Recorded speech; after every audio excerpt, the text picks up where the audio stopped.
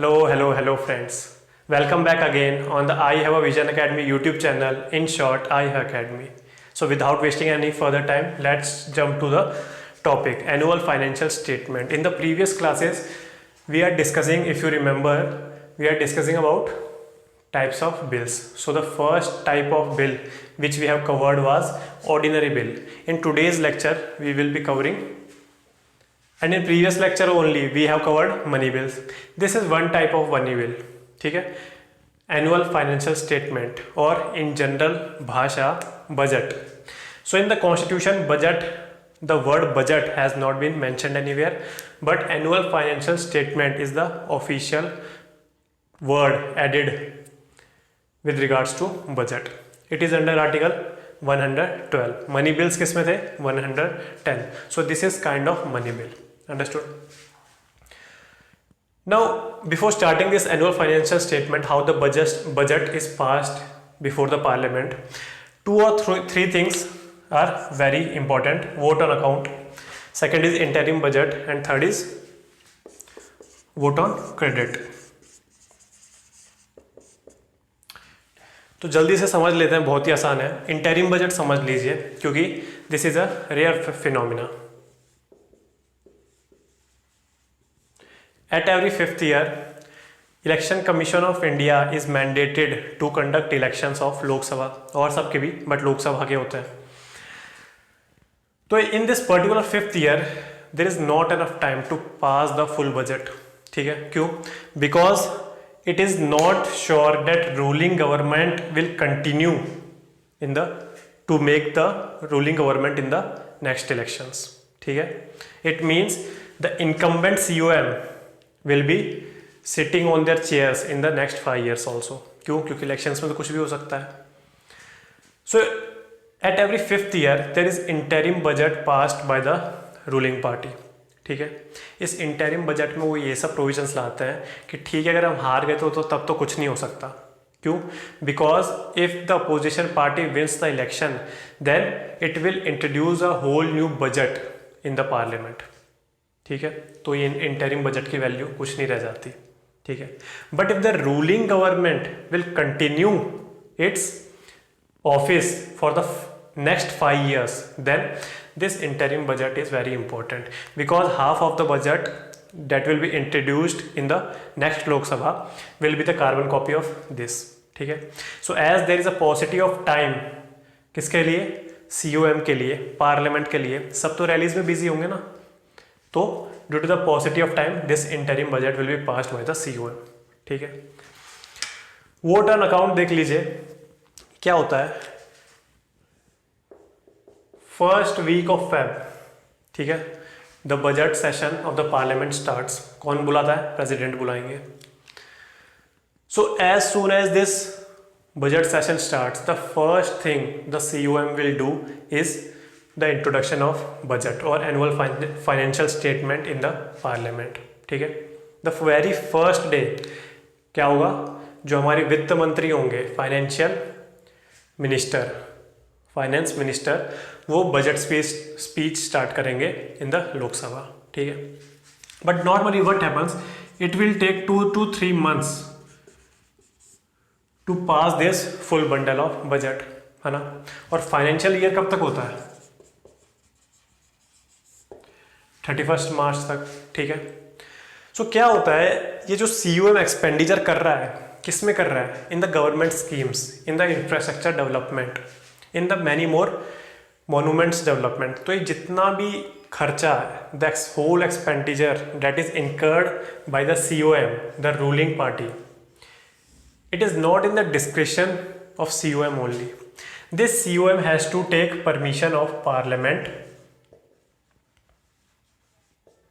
Every year. क्यों चाहिए होती है? To withdraw money from consolidated fund of India. ठीक है, this is the purse of India, consolidated fund of India. Only purse? No. In the next lectures we will be studying there are 3 kinds of funds. Consolidated fund of India under article 266, public accounts of India under article again 266, and contingency fund of India, वो किसके अंदर 266 नहीं, that provision is embedded in the constitution under article 267, it enables the parliament, by law parliament can create contingency fund of India. So the provisions are embedded in constitution, but this particular fund, contingency fund of India, has been made under an act of the parliament. तो statutory fund है वो, ठीक है। सो कहानी समझ में आ गई आपको, ये क्यों बजट पास कराना चाहिए, क्यों? Because COM require permission of parliament to withdraw money from the consolidated fund of India every year, as the amount that is received by COM after the parliamentary approval, some amount has been withdrawn from CFI in 2018-19, ठीक है। Now this particular amount has been exhausted by the COM in the various developmental functions, ठीक है। Now in Feb our particular COM has introduced a budget, क्यों budget introduce किया है? For the parliamentary permission, ताकि वो फिर से consolidated fund of India से रुपए निकाल सके, ठीक है। But in this procedure I have told you 2 to 3 months will, इतना मिनिमम तो इतना लगना ही लगना है, ठीक है। So it means financial year has been ended, ठीक है। इसका मतलब ये है जो COM के पास प्रीवियस ईयर का 2018-19 का जितना अमाउंट परमिट किया गया था पार्लियामेंट के द्वारा वो खत्म हो चुका है। But now this is current year 2019-20. So in this year 2019-20 there is no money left with the COM. तो क्या सरकार बंद कर दे? नहीं। Vote on account, this provision has been made in the constitution. Vote on account का क्या मतलब होता है कि अच्छा भैया I have, constitution बोल रहा है कि I have understood your problem, COM को बोल रहा है। So I will be giving you a particular, क्या बोल सकते हैं, कुछ भी बोल सकते हैं इसको, जादू। तो ये पर्टिकुलर वोट ऑन अकाउंट में डिवाइस दे रहा हूं आपको, इससे आप 1/6 ऑफ द अमाउंट, जो भी बजट आप पास कर रहे हो उसके 1/6 अमाउंट आप पहले ही अप्रोप्रिएट कर सकते हो, पहले ही विड्रॉ कर सकते हो, ठीक है। 2 months या उससे ज्यादा के लिए, ठीक है। Generally 2 months। अब ये 2 months ही क्यों है? Because I have told you this particular big bundle of budget will take 2 to 3 months to get passed, and as the financial year is ending on 31st March, so the purse of the COM is नील बटा सन्नाटा। So COM want some money, क्या fulfil करना उसे? Development procedures नहीं। अब development procedures नहीं, अब जैसे डिमांड फॉर ग्रांट्स, क्या होते हैं डिमांड फॉर ग्रांट्स आगे भी समझेंगे, अभी इतना समझ लीजिए। सैलरीज ऑफ गवर्नमेंट एम्प्लॉयज वो तो बंद नहीं कर सकते हैं। जजेस और supreme court and high court they demand there salaries, pension, उनको तो बंद नहीं कर सकते आप, है ना। कैग डिमांड करेगा, उसको भी नहीं बंद कर सकते हैं, because they are public offices.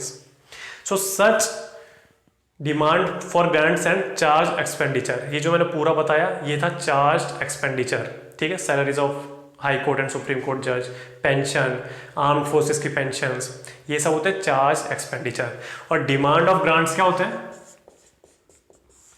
These are the demands of the ministries, पूरी मिनिस्ट्रीज है ना, जैसे जल शक्ति मिनिस्ट्री है, ठीक है, फाइनेंस मिनिस्ट्री है, डिफेंस मिनिस्ट्री है, होम मिनिस्ट्री है। सो इन सब के अंडर भी तो बाबू लोग काम कर रहे हैं, IAS जो हम बनने जा रहे हैं, तो उनको भी तो सैलरी चाहिए, कोई फ्री में तो काम करता नहीं है। तो उन्हीं की ये पूरी मिनिस्ट्री की जो सैलरी होती है वो चाहे किसी भी फंक्शन में लगा रहे हो, चाहे उनकी एम्प्लॉयज़ की हो, तो that comes under demand for grants, ठीक है। So demand for grants and charge expenditure ये सब चाहिए होता है, क्योंकि सबको अपनी सैलरीज चाहिए।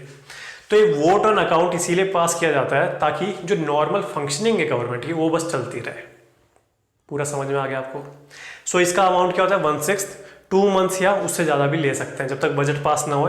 If this council of ministers is speculating that it will take 3 to 4 months to get this budget passed, so वो 4 months भी कर सकते हैं। बट अमाउंट कितनी हो सकती है? Maximum 1/6 of the normal budget, ठीक है।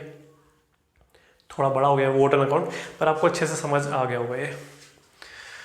Vote on credit, this is in the emergency situation. It means for example tomorrow India goes for war with Pakistan, ठीक है, तो क्या होगा, एक blank cheque parliament will provide to the executive. क्यों? Because defence expenditure में कितना खर्चा आ सकता है, ठीक है. Suddenly we have to procure 7 F-16 from USA. क्यों? To win the war. तो क्या करना पड़ेगा, ये पार्लियामेंट्री प्रोसीजर अपनाएंगे क्या? इसमें तो 3 से 4 महीने लग जाएंगे, तब कहाँ से कहाँ बात चली जाएगी. So this blank cheque vote on credit has been given from parliament to the executive कि भाई आपको जितना एक्सपेंडिचर करना है करो, हम आपके साथ दे रहे हैं इस वॉर में, क्योंकि as a country we are one, है ना, इंडिया तो एक ही है. So these are some terms regarding annual financial statement. अब चलते हैं जो नॉर्मल बजट है हमारा.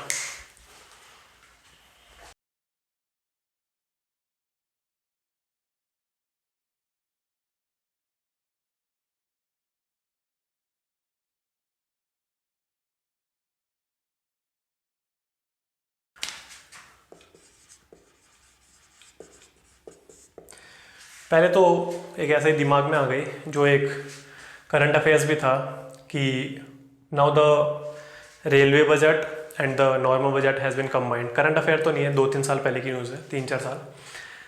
सो एक एक्वर्थ कमेटी थी,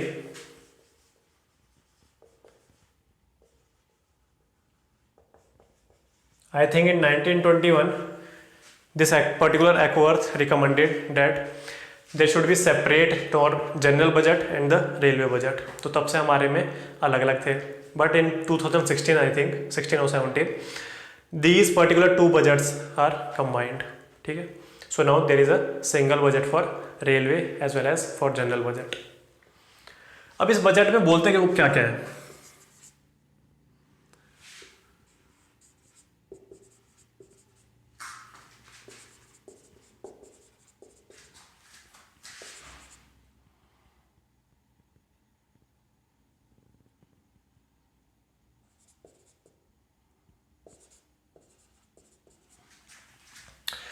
2020 एंड 2021, ठीक है. 2021 2022 मान लीजिए this is our current year. कौन सा साल चल रहा है? 2021. ये करंट ईयर है, फेब तारीख आ चुकी है, February. So in the February first week we have to introduce the budget. COM has to introduce the budget. So in the first week of Feb, President will call the session of the Parliament, budget session, and COM will introduce the budget in the lower house of the Parliament. So इसमें क्या क्या बताएंगे COM?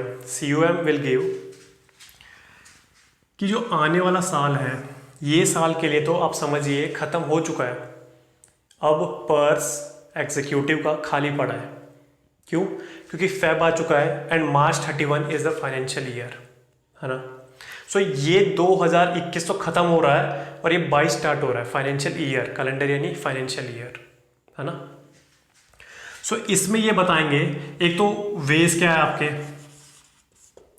To collect taxes, मतलब tax कैसे collect होगा तुम्हारा, कहाँ से तुम्हारे पास मनी आएगी, डिसइन्वेस्टमेंट से आएगी तुम्हारे पास, या और कौन से आपके पास कैपिटल चीज़ें हैं जिससे आपकी मनी आ सकती है, आपने कोई लोन्स दिए हुए हैं उससे आपको इंटरेस्ट आ रहा है. तो ये सब ways of collecting the money, ठीक है. आपका रेवेन्यू कहाँ से जनरेट होगा ये सब बताएगा इन द नेक्स्ट ईयर, ठीक है. आपको अप्रोप्रिएट कहाँ करना है वो सब बताएंगे, ठीक है. प्रीवियस ईयर की you will get revised receipts and, receipt तो नहीं होता, रिसीट्स होता है. सो रिवाइज्ड रिसीट्स एंड एक्सपेंडिचर्स, ठीक है. और यही हर साल होता है, ठीक है. पिछले ईयर का COM will tell revised receipts and expenditure, ठीक है. इस साल का जो अभी खत्म हो रहा है उसकी भी रिसीट्स एंड एक्सपेंडिचर बताएगा, ठीक है. और ये बताएगा हमको कहाँ कहाँ लगाना है और हमने कहाँ कहाँ से टैक्स कलेक्ट करना है. ठीक है। Moreover COM will tell what are its priorities and aims in the next year, ठीक है। तो वहीं वहीं अपने रुपए लगाएगा ये। So these all kind of things will be covered in the budget speech. Understood?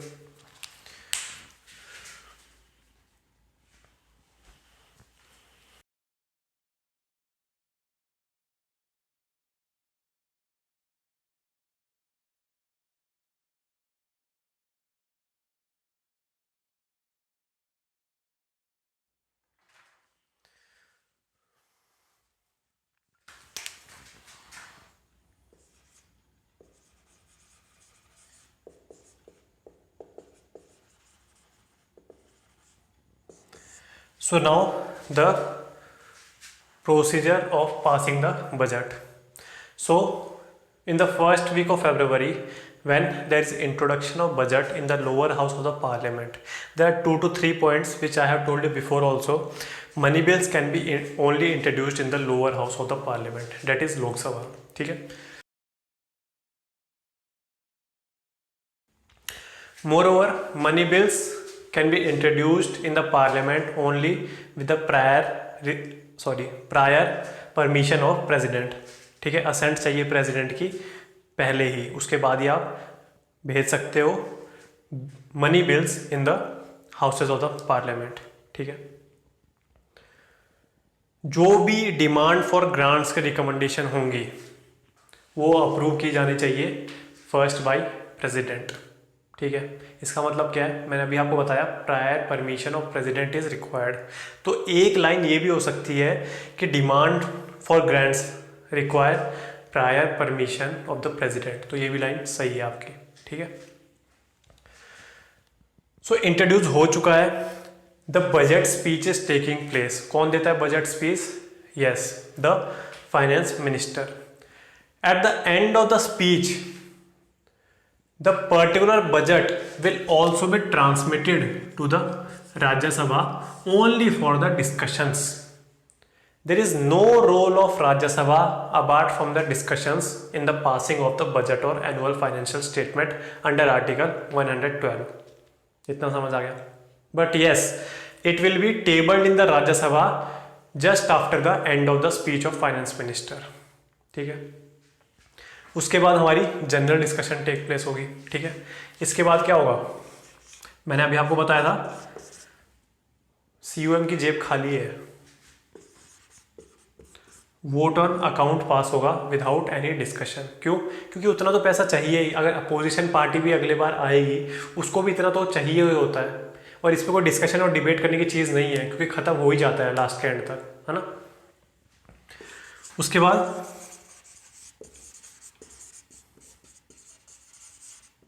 Charge expenditure पास होता है, ठीक है। इस पे नॉन वोटेबल है। This is charge expenditure can be discussed. What are charge expenditure? I have told you salaries of high court and supreme court जजेस, CAG की salaries, president की सैलरी, ठीक है। Pension of supreme court, pension of our armed forces, इन सब की जो रुपए देने होते हैं गवर्नमेंट को, they comes under charge expenditure. So ये हमको देने ही देना है, सो डेट इज नॉन वोटेबल। कोई हमने लोन लिया हुआ है किसी कंट्री से तो वो वापस लौटाना है या उसका इंटरेस्ट हमको चुकाना है, तो that comes under charge expenditure. It is a liability on government of India, ठीक है। अगर लायबिलिटी ऐसा टी आपको समझ नहीं आ रहा तो इकोनॉमी की क्लासेस स्टार्ट करूँगा 3 महीने या 4 महीने बाद, उसमें हम ये सब करेंगे, ठीक है। So these are non votable but they can be discussed in the floor of the parliament, ठीक है। वोट ऑन अकाउंट, ये तो लिखा ही है वोट ऑन अकाउंट, तो इसमें तो वोटिंग होनी ही होनी है और इसको जनरली पास कर ही देते हैं क्योंकि ये तो चाहिए हमें समझा भी। Charge expenditure, then this particular budget will be send to departmental related standing committees, ठीक है। These are 24 in numbers. As the name suggests, departmental related, जो जिसका डिपार्टमेंट है, फाइनेंस मिनिस्ट्री का कोई डिपार्टमेंट हुआ तो उसे फाइनेंशियल कमेटी के पास भेज दिया जाएगा। क्यों? Because finance ministry is requesting for grants, वही तो बोला जाता है डिमांड फॉर ग्रांट्स, कि कोई भी मिनिस्ट्री कितने भी रुपए चाहती है, that is demand for grants. So finance ministry और defence ministry is requesting for grants. तो उसकी प्ली कहाँ भेजती जाएगी? For scrutiny. स्क्रूटिनी करने के लिए उसकी प्ली कहाँ भेजी जाएगी? जो भी फाइनेंस से रिलेटेड डिपार्टमेंटल रिलेटेड कमेटी होगी, स्टैंडिंग कमेटी, उसके पास भेज दी जाएगी इस पर्टिकुलर डिफेंस मिनिस्ट्री की। फाइनेंस मिनिस्ट्री की उसी डीआरएससी के पास, ठीक है। होम मिनिस्ट्री की एक अलग डीआरएससी के पास। So these are 24 numbers and they help to scrutinise this particular demand for grants, ठीक है। इसमें क्या स्क्रूटिनाइज करना है? होम मिनिस्ट्री ने मांग लिए कि हमको रिक्वेस्ट तो कुछ भी कर सकते हैं ना। होम मिनिस्ट्री ने मान लिए 3 लाख करोड़। कहां से लाएंगे 3 लाख करोड़? ठीक है, चलो ले भी आएंगे लोन वोन मांग के, तो तुम्हें क्यों चाहिए ये बताओ? समझ में आ रही है बात आपको? तो इसीलिए स्क्रूटिनाइज करना पड़ता है, ताकि एक हमारे पास थोड़ी एक प्लेटफॉर्म रहे जिसमें हम स्क्रूटिनाइज कर सकते हैं कि यस, जो भी ये डिमांड फॉर ग्रांट से रिक्वेस्ट कर रहे हैं दे आर रीजनेबल, इनको इतना चाहिए ही, ठीक है। डीआरएससी के पास भेज दी। उसके बाद ये डीआरएससी रिपोर्ट देगी स्क्रूटिनाइज करने के बाद, 1-2 दिन में नहीं, अच्छा खासा दिन लेती है ये, अच्छे से स्क्रूटिनाइज करती है। उसके बाद ये वापस आएगा पार्लियामेंट में।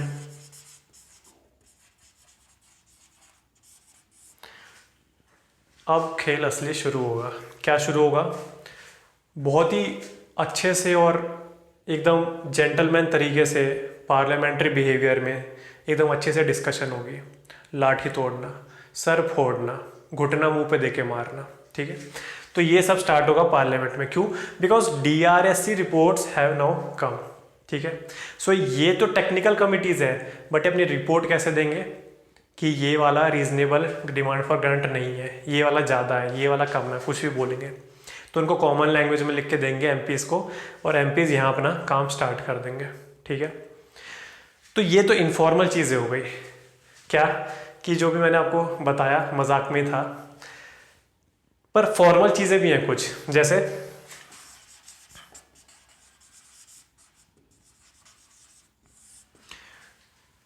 कट मोशंस, ठीक है। अब ये कट मोशंस क्या है? These are 3 numbers.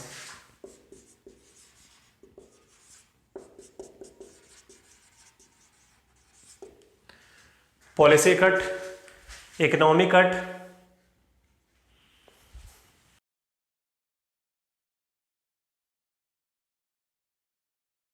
And token cut motion. Policy means if opposition party is spectating that this whole policy on which government is spending or requesting to spend in the next year, this is useless policy, ठीक है। and if this particular policy will get passed, so the x amount that the ruling party is demanding will be reduced to ₹1 ठेंगा, ठीक है, और ₹1 देंगे ये। Now if this particular policy cut motion have been passed, it means the ruling government is not enjoying the majority in the Lok Sabha, है ना। क्योंकि voting पूरी कहाँ होती है बजट की? लोकसभा में। राज्यसभा में तो बस डिस्कशन का काम है। सो रूलिंग गवर्नमेंट के पास ज़्यादा एमपीज है, that's why they are forming the ruling government. So if this particular policy cut motion have been passed in the parliament, it means government is not enjoying majority in the Lok Sabha, ठीक है। So now इसके बाद ही क्या आ जाएगी? No confidence motion या confidence motion, मैंने आपको समझाया पिछले क्लासेस में। Second is economic cut motion. Opposition party is thinking, speculating that ठीक है हमको राफेल तो खरीदना है और 6 खरीदना है, ठीक है, बट ये जो 700 करोड़ की अमाउंट है ये हमको सही नहीं लग रही है। This can B bargain from the France government.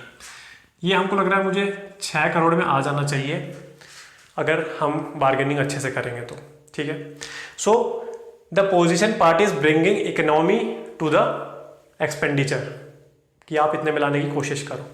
सो अगर मान लीजिए कोई भी 2x अमाउंट है, ठीक है, तो अगर ये पॉलिसी सॉरी ये इकोनॉमिक कट मोशन पास हो जाती है तो बोल देंगे 2/3x रुपये आप ले लो उसके लिए, ठीक है। मतलब अच्छा नंबर मान लो कि 80% of the 2x is enough for spending on this particular procurement, तो it is bringing economy in the procurement, ठीक है। तो इससे कुछ ऐसा कॉन्फिडेंस और नो कॉन्फिडेंस मोशन नहीं आएगी, कोई भी सोच सकता है कि हाँ जी this is beneficial for whole of India. Token cut, एक एमपी ना अपोजिशन का बहुत नाराज है और वो लीडर ऑफ अपोजिशन है। क्यों नाराज है? प्राइम मिनिस्टर है, वो बहुत फेमस क्रिकेटर्स की शादी में गए, वहाँ लीडर ऑफ अपोजिशन को नहीं बुलाया और ना ही प्राइम मिनिस्टर ने निमंत्रण दिया कि चलो तुम मेरे साथ चल लो। लीडर ऑफ अपोजिशन है भाई, बड़ी पोस्ट है, स्टैट्यूटरी पोस्ट है ना, तो थोड़ा नाराज है और बजट सेशन चल रहा है, ठीक है।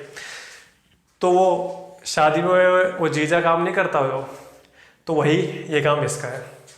तो सारे जीजा को मिलके मनाते हैं थोड़ा, फिर जीजा नखरे दिखाएगा थोड़ा, तो फिर उसको मनाएंगे, तो उसके बाद उसको यही चीज़ यहाँ होती है टोकन कट मोशन में कि जो एमपी नाराज है उसको 100 रुपये दे देंगे, लो अगर एक्स अमाउंट है तो x माइनस 100 कर देंगे, ठीक है, कि आप खुश रहो, 100 रुपये आप ले लो।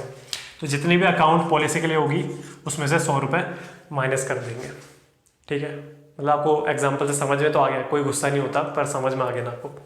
So these 3 types of cut motion can be introduced on this particular stage, ठीक है। यहाँ इंट्रोड्यूस नहीं हो सकती, voter account, charge expenditure, DRCs, यहाँ इंट्रोड्यूस होगी कट मोशंस, ठीक है। इसके बाद ये कट मोशंस इंट्रोड्यूस होने के बाद मैंने आपको बताया था एप्लीकेशन ऑफ गिलेटिन क्या थी। Only 20% of the whole budget will be scrutinised. क्यों? Because there is paucity of time, there is lack of time for the sitting of the parliament, ठीक है। सो ये DRSCs जो है ये भी बस 20% ऑफ बजट को स्क्रूटनाइज करेगी, पूरा बजट नहीं करेगी, ठीक है। And then the whole budget is clubbed together and put to vote, ठीक है। डिस्कस कितना किया? 20%। वोट किस पे कर रहे हैं? होल ऑफ बजट 100% पे। This is called application of guillotine, ठीक है। और जब इस पे वोट पड़ेंगे सो ऐसा नहीं है 20% बजट बस पास होगा, this whole budget will be passed, understood? I have told you in previous classes. तो ये हमारे पास क्या पास हुआ है? एप्रोप्रिएशन बिल पास हुआ है ये,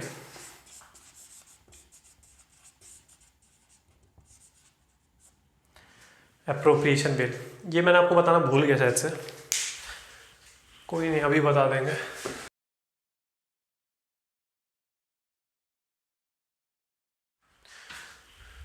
This budget is divided into 2 parts.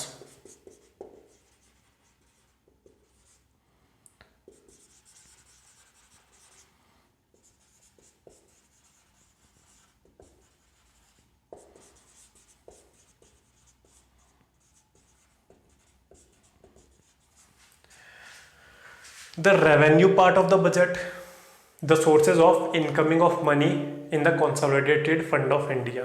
कहाँ से आपके पास पैसा आ रहा है in the consolidated fund of India, that is the revenue and that is nothing but financial bill, ठीक है।